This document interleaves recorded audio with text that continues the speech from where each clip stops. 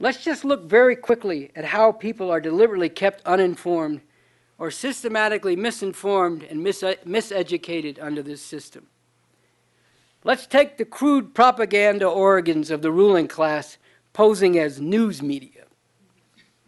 These are not just, as is sometimes said, corporate or corporate-controlled media. They are propaganda instruments of the ruling class of the system, capitalist-controlled, imperialist-controlled media. Now, we could take all day and all night, and I've already taken a long time, I know, going into all this, so I won't try to do that. But let's just take a few examples, sharp examples, of how people are, in fact, deliberately kept uninformed or systematically misinformed and miseducated under this system.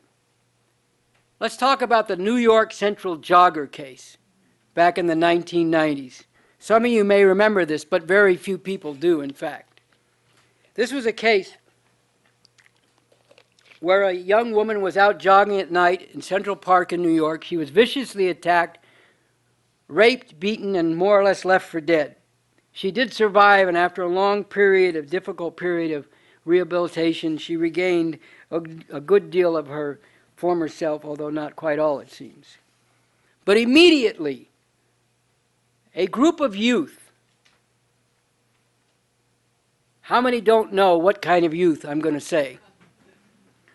Black and Latino youth were immediately seized upon by the police, rounded up, kids 13, 14, 15, the oldest I believe 17 at the time, rounded up, taken down to the police station, not allowed to talk to their family, not having any legal advice, subjected to hours of pressure to confess to this crime because they've been hanging out in the park. And eventually, they broke them down and got them to confess. They told them, you're probably familiar, even if you watch TV from this. Well, your friend said you did the whole thing, so you better come and tell us what really happened, or everything's going to come down on you. And they ran this game on all of them. And you're talking about 13, 14-year-old kids. They were actually told by the police, if you just confess to this, you can go home. Instead, of course, once they confessed, they were railroaded through the system.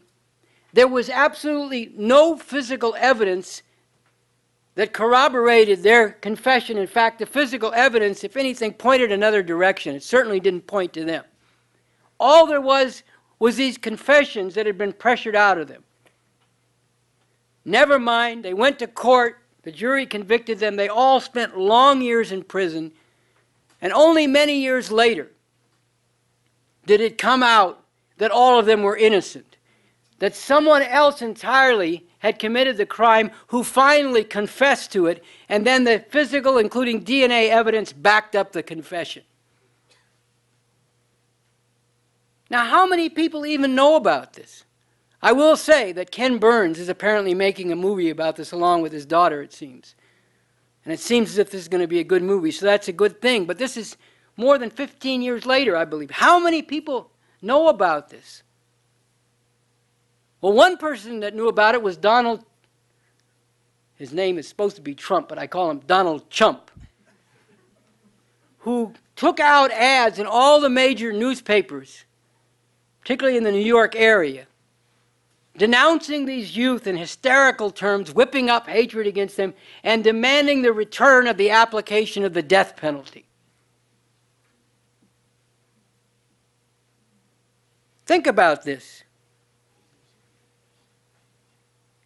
Here we have to say that for any system to hold up a racist, bloodthirsty parasite like Donald Trump as a role model and icon, right there is a condemnation of that system and a declaration of its utter bankruptcy. Contrast how the media dealt with this Central Park jogger case, piling on from the very beginning, creating the hysteria, calling for blood in effect, on the one end, with how they treated and portrayed the story when it came out that these youth were wrongfully prosecuted and convicted for this crime, and how many years they spent in prison with their lives largely destroyed from a very early age as a result of this. Look at the role of the U.S. in relation to the uprisings in the Middle East. For 30 years, the U.S. backed Mubarak in Egypt, for example, supporting all of his vicious repression against the people, declaring him a valuable ally of the U.S. and of Israel, pumping billions and billions of dollars to back up his regime. And then all of a sudden, when there's an uprising, and they decide Mubarak has to go, it's like Alice in Wonderland. Clean cups move down. Mubarak's a tyrant. Mubarak's a brutal dictator. The people are fighting for democracy against the ruthless Mubarak. Never mind that we supported him for 30 years. How much do you hear from the media going into all the exposure of what the U.S. did all those 30 years supporting Mubarak? Is it any wonder that there's gross ignorance and the promotion of gross ignorance within this society among the people? How many people in this country, even among those who have access to lots of information and perhaps consider themselves informed, would know the real story of the Central Park jogger case, or about the following, to cite just a few examples? Sean Bell, the Rampart scandal in L.A., the murder of Dr. Tiller, Matthew Shepard, Abner Louima, the lies George Bush told, not just the lies of George W. Bush about weapons of mass destruction in Iraq, but the lies of his father, speaking while he was vice president at the UN in the late 1980s, trying to cover up the outrageous act by the U.S. of shooting down an Iranian civilian airliner and killing hundreds of people in the process.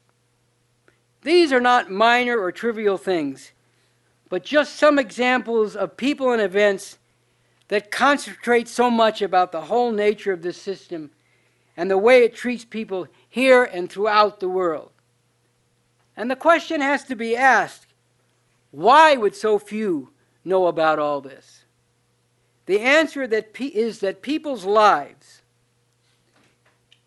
and ways of thinking, what they feel is important to know about and how they see what they do know about, are conditioned and shaped not only by the way the whole system works in general, and not only by the putrid culture in this country in general, but also specifically by the dominant media, the propaganda organs, which spew forth their lies and misinformation in the interests of the people who own them and the class which rules in the country, the capitalist imperialist ruling class.